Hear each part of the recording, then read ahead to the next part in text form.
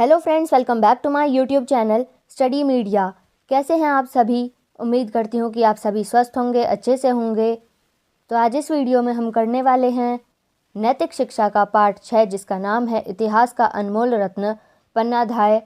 पिछली वीडियो में मैंने आपको पार्ट 5 श्रद्धा करवाया था। अगर आप मेरे चैनल पर नए हैं और अभी तक आपने मेरे चैनल को सब्सक्राइब नहीं किया है तो प्लीज़ मेरे चैनल को सब्सक्राइब कर लें। मैंने अपने चैनल की प्लेलिस्ट बनाई हुई है, आप जिस भी लेसन को देखना चाहते हैं प्लेलिस्ट में जाके देख सकते हैं। तो चलिए पार्ट 6 शुरू करते हैं। संसार में ऐसे उदाहरण विरले ही होंगे जहाँ किसी माता ने दूसरे की संतान को बचाने के लिए स्वयं अपनी संतान का बलिदान कर कर्तव्य निभाया हो। भारत के इतिहास में ऐसा ही नाम है पन्नाधाय, जिसके त्याग और बलिदान की कहानी आज भी गर्व के साथ घर घर में सुनाई जाती है। बात उस समय की है जब दिल्ली में मुगल बादशाह हुमायूं का शासन था। राजस्थान की अलग अलग रियासतों में राजपूतों का शासन था। राजपूतों की वीरता से इतिहास के पन्ने आज भी जगमगा रहे हैं। ऐसे ही जगमगाते पन्नों पर पन्नाधाय की कहानी लिखी हुई है। उस समय चित्तौड़ पर विक्रमाजीत सिंह का शासन था। वे महाराणा संग्राम सिंह सांगा के ज्येष्ठ पुत्र थे। महाराणा सांगा की वीरता से भला कौन परिचित न होगा, लेकिन उनका पुत्र विक्रमाजीत सिंह अपने पिता के गुणों से बिल्कुल विपरीत था। वह अय्याश तबीयत का था। वह स्वभाव और कर्म से अत्याचारी था। उसके अत्याचारों और अन्यायपूर्ण कार्यों से लोग बहुत दुखी थे। उसे सेना का संगठन करना भी नहीं आता था। उल्टे उसे सैनिकों को परेशान कर रखा था, जिससे सेना भी उसके विरुद्ध हो गई थी। जब उसका विरोध बहुत अधिक बढ़ गया तो उसे गद्दी से उतार दिया गया। अब समस्या यह थी कि राज्य का शासनभार कौन संभाले। राणा संग्राम सिंह का छोटा बेटा उदय सिंह अभी बहुत छोटा था, उसे गद्दी पर नहीं बिठाया जा सकता था। इसलिए यह तय हुआ कि जब तक उदय सिंह बड़ा नहीं होता, राजकाज चाचा बनवीर संभालेंगे। बनवीर वास्तविक चाचा न था, किंतु वह राणा संग्राम सिंह के दरबार में बहुत दिनों से था। बालक उदय सिंह की माता का देहांत हो जाने के कारण उसकी देखरेख पन्ना नामक एक धाय ने किया करती थी।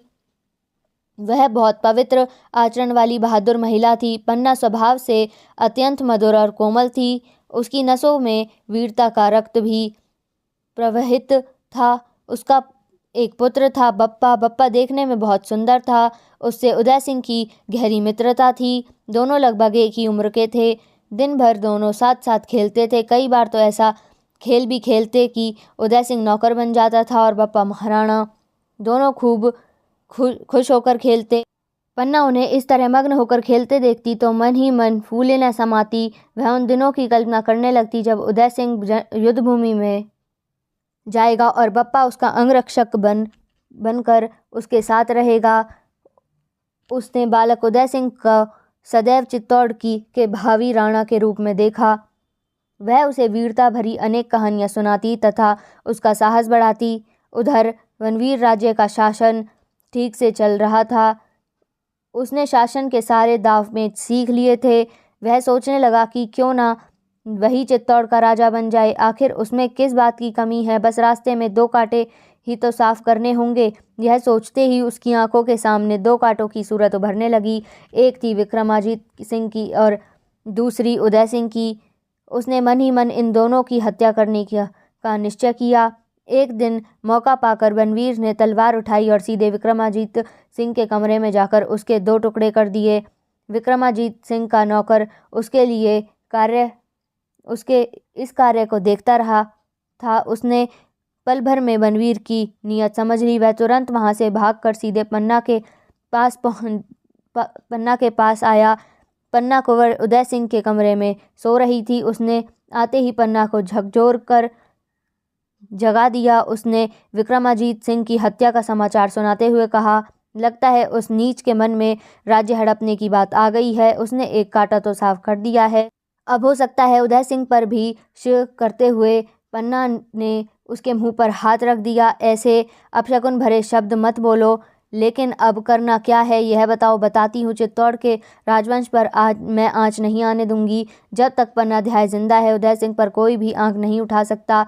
पर जो कुछ करना है जल्दी करो, समय बहुत कम है। वह बोली। सोचते हुए पन्ना ने कहा, तुम उदय सिंह को उठाओ और एक टोकरी में छिपाकर फौरन नदी के उस पार ले जाओ। वहाँ मेरा इंतज़ार करना, मैं इधर सब संभाल लूँगी। यह कहकर उसने उदय सिंह को अपने बेटे की पोशाक और टोपी पहना दी। विक्रमाजीत सिंह के नौकर तुरंत उदय सिंह को लेकर कमरे के बाहर चला गया। इधर पन्ना ने अपने पुत्र बप्पा पर एक बार प्यार भरी दृष्टि डाली। आखिर वह उसकी माँ थी। जैसे ही उसके मन का निश्चय याद आया तो आंखें छलछला आईं। उसने मन ही मन में कहा, जल्दी कर पन्ना, यह वक्त ममता का नहीं, दृढ़ता और बलिदान का है। तुझे आज चित्तौड़ के राजवंश की रक्षा करने के लिए अपने बेटे का बलिदान करना है।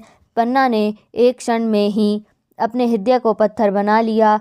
उसने बड़ी तत्परता से बप्पा को उठाकर उदय सिंह के बिस्तर पर लिटाया और सर पर उदय सिंह की टोपी और गले का हार पहना दिया। फिर ऊपर से उसे चादर उड़ा दी। दूसरे ही क्षण सीढ़ियों पर किसी के आने की आहट हुई। कौन है? पन्ना ने कड़क कर पूछा। मैं हूँ, चित्तौड़ का राजा बनवीर। जोर का ठहाका लगाकर वह हंस रहा था। उसके हाथ में खून से सनी तलवार थी। पन्ना का जी चाह रहा था कि झपट कर उसका मुंह नोच ले। तभी ख्याल आया कि अगर उसे कुछ हो गया तो उदय सिंह की रक्षा कौन करेगा। कहाँ है उदय सिंह? बनवीर ने दहाड़ते हुए पूछा। बेटे की ममता और कर्तव्य की तराजू पर बैठी पन्ना एक शब्द भी न बोल सकी। फटी फटी आंखों से बनवीर को देखते हुए उसने उंगली से इशारा कर दिया। बनवीर झपटा, तलवार चली, एक नन्ही चीख निकली और सब कुछ ठंडा हो गया। दीवार की ओर मुंह किए पन्ना विकल होकर रो रही थी। पन्ना काफ़ी देर तक रोती रही। फिर उसने बप्पा को कपड़े में लपेटा और महल से बाहर आ गई। पन्ना ने नदी के किनारे पहुंचकर बप्पा की लाश को पानी में बहा दिया और उदय सिंह की रक्षा करने के लिए नदी के पास चली गई। उस समय उसके मन में उसके पुत्र के बलिदान का दुख न था, बल्कि उदय सिंह की रक्षा का दृढ़ संकल्प था। वह उदय सिंह को लेकर रातों रात चित्तौड़ की सीमा से बाहर चली गई। वह अब कोई और ऐसा स्थान खोजने लगी जहां उदय सिंह को छिपाकर रख सके, लेकिन बनवीर के डर से कोई तैयार न हुआ। अंत में मेवाड़ के एक सरदार ने उन्हें अपने यहाँ शरण दी। कुछ दिनों बाद उदय सिंह बड़े हो गए तो लोगों को पता लगा कि अभी राणा संग्राम सिंह का वंश जीवित है। वे उन्हें बहुत सम्मान के साथ चित्तौड़ लाए और सिंहासन पर बिठाया। पन्ना यह देखकर अपने को धन्य समझने लगी। वह अपने बेटे का बलिदान करके भी खुश थी, क्योंकि उसने राज्य की रक्षा के लिए एक वीर माँ का कर्तव्य पूरा किया था। उदय सिंह पन्ना का बहुत सम्मान करते थे और अपनी ध्याय माँ को जन्म देने वाली माता से भी अधिक मानते थे। धन्य है पन्ना जैसी वीर माँ, जिसने पुत्र का बलिदान करके अपना कर्तव्य निभाया। अब इसका अभ्यास देखते हैं। प्रश्न 1, पन्नाध्याय चित्तौड़ के राजमहल में क्या करती थी? इसका उत्तर है, पन्नाध्याय चित्तौड़ के राजमहल में राजकुमार उदय सिंह की देखभाल तथा पालन पोषण का कार्य करती थी। प्रश्न 2, पन्नाध्याय को आज भी क्यों याद किया जाता है? इसका उत्तर है, चित्तौड़ के राजवंश के छोटे बेटे उदय सिंह की रक्षा करने के लिए अपने पुत्र बप्पा का बलिदान दे देने के कारण पन्नाध्याय को आज भी याद किया जाता है। प्रश्न 3, राजकुमार उदय सिंह और पन्ना के पुत्र बप्पा की मित्रता की क्या विशेषता थी? इसका उत्तर है, दोनों लगभग एक ही उम्र के थे। दोनों साथ साथ खेलते थे। खेल खेल में कभी उदय सिंह नौकर और बप्पा महाराणा प्रताप बन जाते थे।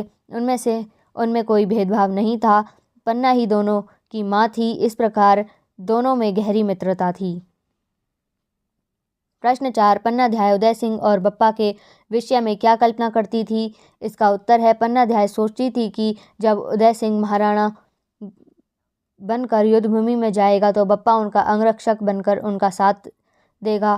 प्रश्न 5, उदय सिंह पर खतरे की बात सुनकर पन्ना ने क्या किया? इसका उत्तर है, उदय सिंह पर खतरे की बात सुनकर पन्ना ने उसे एक नौकर के द्वारा टोकरे में छिपाकर महल के बाहर नदी के पार भेज दिया था तथा उदय सिंह के पलंग पर अपने पुत्र बप्पा को उदय सिंह के वस्त्र पहनाकर सुला दिया। प्रश्न 1, पन्ना अध्याय राजकुमार उदय सिंह की वीरता और साहस की कहानियाँ क्यों सुनाया करती थी? इसका उत्तर है, पन्ना अध्याय राजकुमार उदय सिंह को वीरता और साहस की कहानियाँ इसलिए सुनाती थी जिससे वह अपने पिता महाराणा सांगा के समान वीर बनकर चित्तौड़ का शासन संभाल सकें। प्रश्न 2, उदय सिंह की जान को खतरा है, नौकर ने पन्ना को ऐसा क्यों कहा? इसका उत्तर है, जब बनवीर ने विक्रमाजीत सिंह की हत्या कर दी तो नौकर को यह लगा कि बनवीर उदय सिंह को भी मार देगा तथा स्वयं को चित्तौड़ का राजा घोषित कर देगा, इसलिए वह भागकर पन्ना के पास गया और उसे कहा कि उदय सिंह की जान को खतरा है। प्रश्न 3, अपने पुत्र का बलिदान करके भी पन्ना अध्याय ने उदय सिंह को बचाने का निर्णय क्यों लिया? इसका उत्तर है, चित्तौड़ के राजवंश की रक्षा करने के लिए पन्ना अध्याय ने उदय सिंह को बचाने तथा अपने पुत्र का बलिदान करने का निर्णय लिया था। उदय सिंह राणा सांगा का छोटा पुत्र था। प्रश्न 4, पन्ना का बलिदान कब सार्थक हुआ? इसका उत्तर है, पन्ना का बलिदान तब सार्थक हुआ जब उदय सिंह बड़े होकर चित्तौड़ के सिंहासन पर बैठे। तो यहाँ पे ये वीडियो ख़त्म होती है। अगली वीडियो में मैं आपको पार्ट 7 शिष्टाचार करवाऊँगी। ये वीडियो आपको कैसी लगी मुझे कमेंट करके ज़रूर बताएं। वीडियो को लाइक करें, शेयर करें और चैनल को सब्सक्राइब करना ना भूलें। Thank you.